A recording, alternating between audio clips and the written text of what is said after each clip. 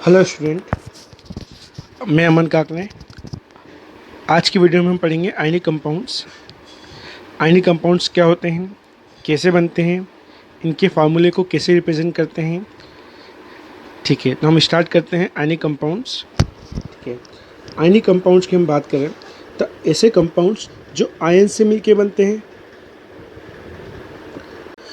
Ions किसी भी परमाणु या एटम की सबसे स्टेबल कंडीशन होती है। वो अपने अष्टक को पूर्ण करने के लिए या तो इलेक्ट्रॉन देगा या तो इलेक्ट्रॉन लेगा। मतलब आयंस दो टाइप्स के होते हैं, एक होता है कैटायन, एक होता है एनायन। कैटायन मतलब जब किसी एलिमेंट तत्व पे पॉजिटिव चार्ज होता है उसे हम कैटायन कहते हैं। एनायन जब किसी एलिमेंट पे नेगेटिव चार्ज होता है उसे हम एनायन कहते हैं। कैटायन मतलब प्लस, जब कोई एटम अपने इलेक्ट्रॉन को लूज़ कर देता है, अपने इलेक्ट्रॉन को त्याग देता है, तो उससे पॉजिटिव चार्ज आता है जिसे हम कैटायन कहते हैं। हिंदी में हम बात करें इसे धनायन कहते हैं। इसी प्रकार एनायन जब कोई एटम किसी इलेक्ट्रॉन को एक्सेप्ट कर लेता है, उसे ग्रहण कर लेता है, उसे हम एनायन कहते हैं। हिंदी में उसे हम कहते हैं ऋणायन।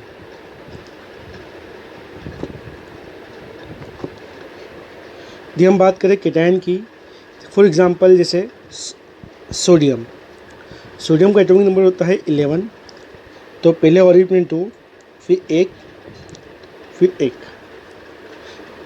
सोडियम का एटॉमिक नंबर होता है 11, मतलब उसके पास 11 इलेक्ट्रॉन होते हैं। तो पहले ऑर्बिट में 2, फिर 8, फिर लास्ट में 1 इलेक्ट्रॉन होता है। किसी परमाणु को अष्टक पूर्ण करने के लिए अपने बाहरी कक्ष में 8 इलेक्ट्रॉन की रिक्वायरमेंट होती है, पर इसके पास 1 है, इसलिए सोडियम अपना 1 इलेक्ट्रॉन लूज़ करके Na+ बनाता है। उसके ऑर्बिट में 2 और 8, मतलब आउटर मोस्ट ऑर्बिट में 8 इलेक्ट्रॉन होना चाहिए।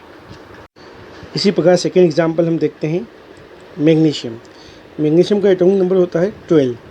तो इसका जो इलेक्ट्रॉन डिस्ट्रीब्यूशन होता है या इलेक्ट्रॉन वितरण होता है 2, 8, 2। वही कंडीशन, बाहरी कक्ष में आउटर मोस्ट ऑर्बिट में 8 इलेक्ट्रॉन होना चाहिए, इसके पास 2 इलेक्ट्रॉन है, इसलिए मैग्नीशियम अपने 2 इलेक्ट्रॉन लूज़ करता है और ये डबल कैटायन प्रदर्शित करता है। इसी प्रकार हम अगला एग्जांपल बात करते हैं एनायन की। एनायन वो होता है जब कोई एटम किसी का इलेक्ट्रॉन एक्सेप्ट कर लेता है या बाहरी कक्ष को आउटर मोस्ट ऑर्बिट को कंप्लीट करने के लिए इलेक्ट्रॉन को एक्सेप्ट करता है, उसे हम कहते हैं एनायन। जैसे कि क्लोरीन का एटॉमिक नंबर होता है 17। जब उसके पास 17 इलेक्ट्रॉन होते हैं, जब हम उसका इलेक्ट्रॉन डिस्ट्रीब्यूशन करेंगे तो 2, 8, 7।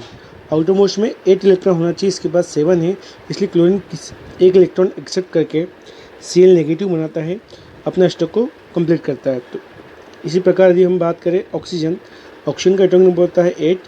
पहले ऑर्बिट में 2, दूसरे में 6।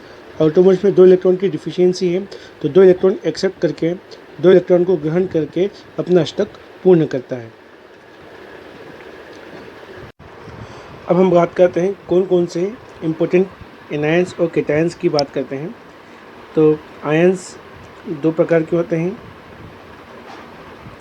कैटायंस, एनायंस, पॉजिटिव चार्ज वाले और नेगेटिव चार्ज वाले। तो इम्पोर्टेंट पॉजिटिव चार्ज वाले होते हैं जैसे कि हाइड्रोजन H+। यदि हम बात करें इसके अलावा सोडियम, पोटेशियम, जिन पर सिंगल प्लस होता है, जैसे इसके अलावा लिथियम। और हम बात करें इसके अलावा सिल्वर, जिस पर भी सिंगल प्लस होता है। इसके अलावा हम बात करें डबल प्लस वाले एलिमेंट्स की, तो इसमें सबसे इम्पोर्टेंट है जैसे कि कैल्शियम, मैग्नीशियम, बेरिलियम, एक होता है बेरियम, ये होता है बेरियम। ठीक है, इसके अलावा हम बात करें जिंक। यदि हम बात करें ट्रिपल प्लस वाले की, तो ट्रिपल प्लस में एक आता है एल्यूमिनियम।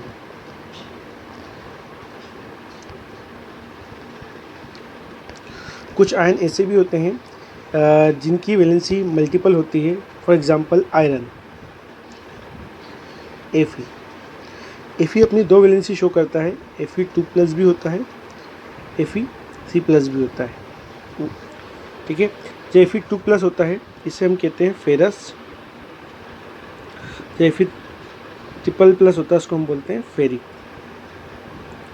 इसी प्रकार कॉपर भी अपनी दो वैलेंसी शो करता है, Cu सिंगल प्लस और Cu डबल प्लस।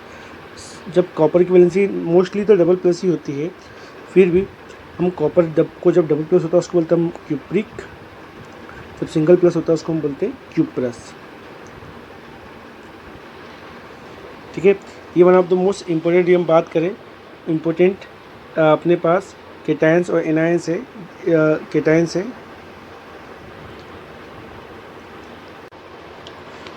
अब हम बात करते हैं इम्पोर्टेंट एनायंस की।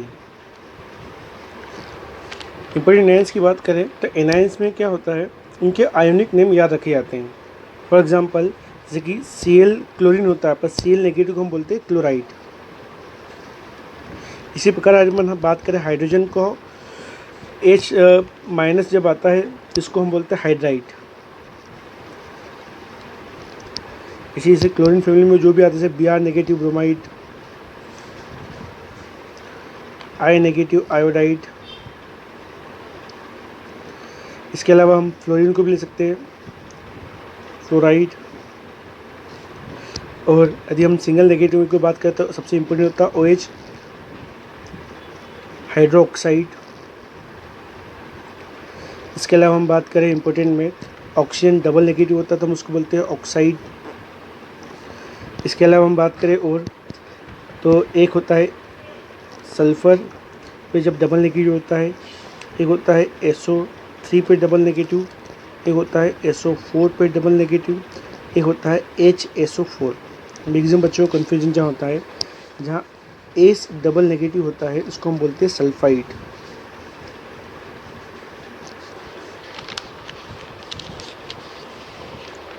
SO3 को हम बोलते हैं सल्फाइड, SO4 को हम बोलते हैं सल्फेट और HSO4 को हम बोलते हैं बाइसल्फेट या हाइड्रोजन सल्फेट।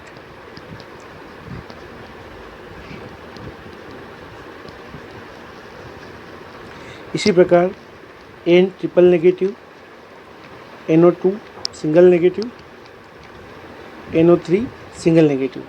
जब N ट्रिपल नेगेटिव होता है उसको हम बोलते हैं नाइट्राइट, इसको बोलते हैं हम नाइट्राइट, NO3 को बोलते हैं नाइट्रेट।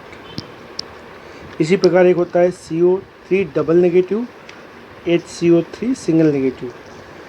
जब CO3 डबल नेगेटिव होता है उसको हम बोलते हैं कार्बोनेट, इसको हम बोलते हैं बाइकार्बोनेट या हाइड्रोजन कार्बोनेट।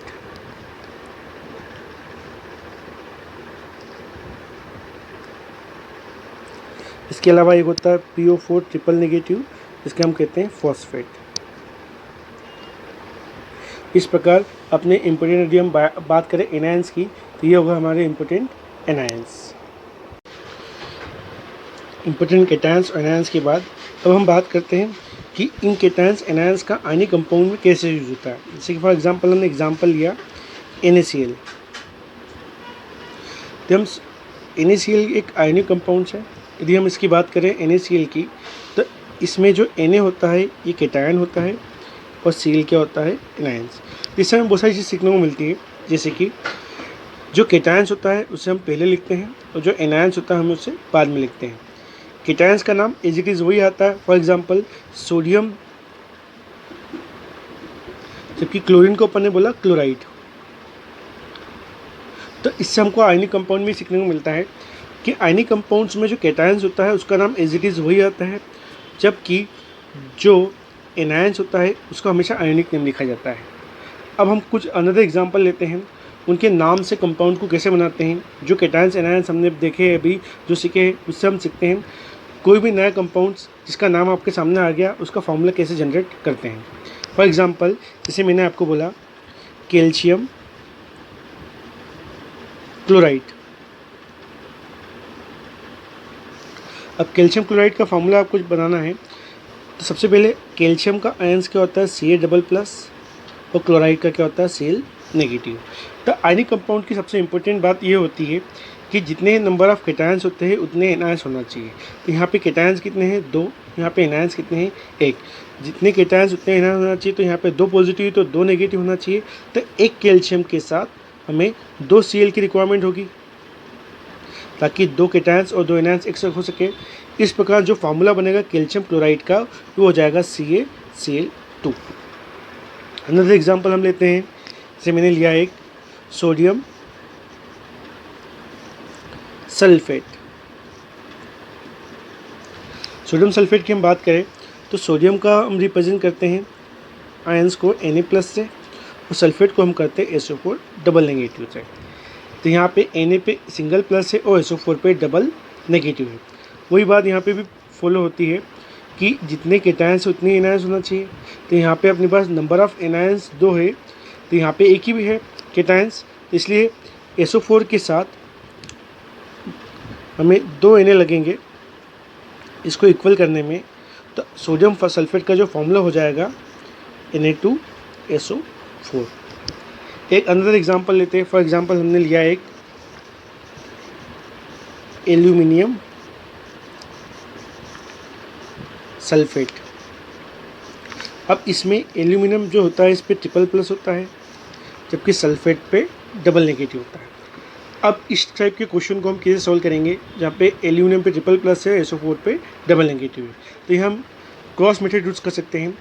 SO4 पे 2 नेगेटिव है, एल्यूमिनियम पे ट्रिपल पॉजिटिव है, तो हम इधर 3 इधर 2।